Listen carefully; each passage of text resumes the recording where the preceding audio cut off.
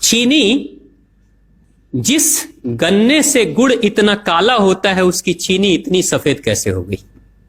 Chemicals उसमें डाले जाते हैं। और मैं एक चीनी मिल के अधिकारी जो मैनेजर है, मैं उनकी बात आपको बता रहा हूं। उन्होंने कहा कि मुझे लगभग 12 साल हो गए चीनी मिल में काम करते हुए, और जब से मैंने काम करना शुरू कर दिया चीनी मिल में, तभी से मैंने घर में चीनी लाना ही बंद कर दिया। मैं तब से अपने बच्चों को चीनी खिलाता ही नहीं हूं, जबकि नौकरी से सैलरी वहीं से मिलती है, मगर चीनी नहीं। मैंने कहा कि आखिर कौन सी घटना घटी जिसके कारण से आपने ऐसा किया? तो उन्होंने बताया एक छोटी सी घटना, कि चीनी मिल में जो ये पानी निकलता है ना, चीनी के बनने के बाद उस प्रोसेसिंग में जो पानी निकलता है, उस पानी में वो सारा केमिकल भी मिक्स रहता है, और उस पानी को चीनी मिल वाले लोग अक्सर एक टंकी में जमा करके रखते हैं। ये सभी चीनी मिल वालों के पास में होता है, आप भी कभी जाएंगे तो आपको भी पता चलेगा। वो टंकी में वो पानी रखा जाता है, लेकिन रोज रोज प्रोसेसिंग हो रहा है, रोज चीनी बन रही है, रोज बहुत सारा पानी आ रहा है, तो आखिर कब तक? एक टंकी की क्षमता है ना, कितने दिनों तक वो टंकी खाली रहेगी? भर जाती है, भरेगी तो फिर क्या करेंगे? खाली करना है। तो क्या किया था चीनी मिल के लोगों ने? सोचा कि छोड़ो ना, अब कहां जाएंगे उसको फेंकने के लिए कहीं दूर, क्योंकि अब उतनी बड़ी टंकी जिसमें हजारों गैलन पानी है, उसके लिए ट्रांसपोर्ट में कितना खर्च आएगा, तो बेहतर होगा रात के अंधेरे में कहीं खेत में डाल देते हैं। क्योंकि जनरली फैक्ट्रियां तो होती हैं ऐसे ही बिराने में, तो कहीं डाल देते किसी खेत में, क्या पता चलेगा पानी है कि चीनी मिल का पानी है, क्या है। तो ये सोचकर मैनेजमेंट वाले लोगों ने रात में ही उस पानी को खेतों में छुड़वा दिया, और नतीजा यह हुआ कि उस खेत की सारी फसल जल गई, मिट्टी बंजर हो गई।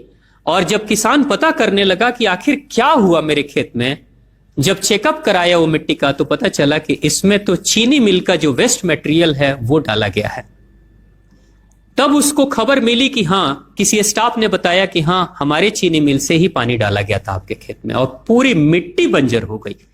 उसने केस कर दिया और चीनी मिल वाले को मुआवजा देना पड़ा लाखों रुपए।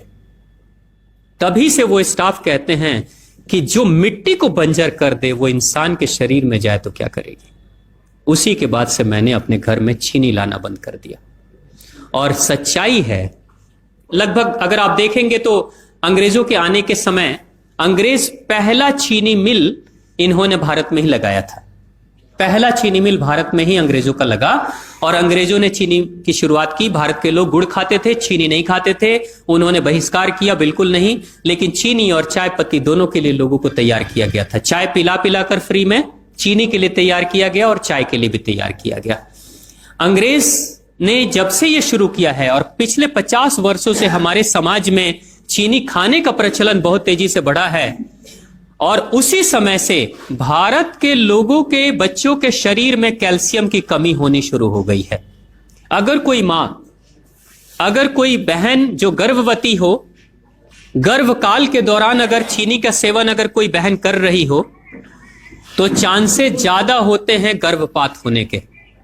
कोई मां अगर बच्चे के जन्म से पहले 1 साल पहले से ही चीनी छोड़ दे और सामान्य भोजन करे, अपना ही दूध बच्चे को पिलाए, और कम से कम 5 साल तक बच्चे को चीनी ना खिलाए, खुद को चीनी ना खिलाए, उस बच्चे को कभी भी ऑस्टियोपोरोसिस की समस्या नहीं हो सकती। कैल्शियम की कमी उसके शरीर में कभी नहीं होगी।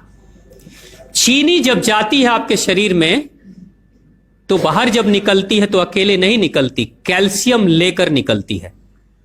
चीनी कैल्शियम लेकर निकलती है, हड्डियों को गलाकर निकलती है। और जिसके शरीर में कैल्शियम की कमी हो जाती है, उसके शरीर में मैग्नीशियम, पोटेशियम, आयरन सबकी कमी हो जाती है। कैल्शियम वो तत्व है कि जिसके शरीर में कम हो जाए, सारे तत्व कम हो जाएंगे, और कैल्शियम की कीमत पे चीनी हम खाते हैं। भारत, पाकिस्तान, बांग्लादेश, नेपाल, ऐसे कुछ देशों के अलावा दुनिया के बहुत सारे ऐसे राष्ट्र हैं जहां चीनी का इस्तेमाल ही नहीं होता। आज भी चीनी खाते नहीं, बहुत सारे देश नहीं खाते बिल्कुल। आप गुड़ खाया करिए, वो ज्यादा बेहतर है, चीनी को छोड़िए।